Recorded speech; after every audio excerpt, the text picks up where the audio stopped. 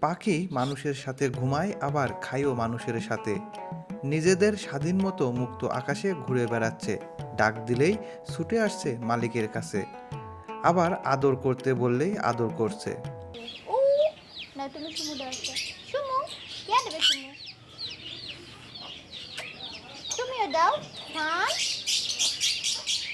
পাখি নিয়ে ভালোবাসার বহু উদাহরণ আছে। আছে কত কাব্যমাখা কবিতা ও গান।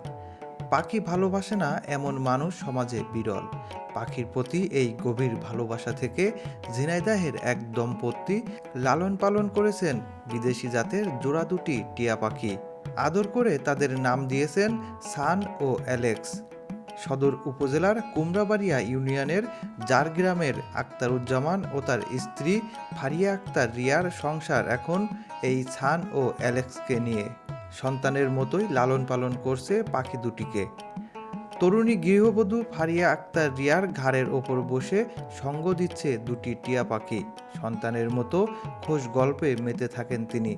সারাক্ষণ রিয়ার সঙ্গে সঙ্গ দেয় সান আর অ্যালেক্স। আবার গৃহকর্তা আক্তারুজ্জামান বাড়িতে প্রবেশ করলে পাখি দুটি ছুটে চলে যায় তার কাছে। ছোট বাচ্চাদের মতো মুখে চুমু দেয়।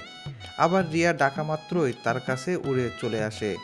নগরবাথান বাজারের কম্পিউটার ব্যবসায়ী আক্তারুজ্জামান 24,000 টাকা দিয়ে কুষ্টিয়া থেকে সান ও অ্যালেক্সকে কিনে আনেন। তখন তাদের বয়স মাত্র 20 দিন। উত্তর পূর্ব দক্ষিণ আমেরিকার সান কনুর জাতের পাখি দুইটি এখন তাদের সন্তান।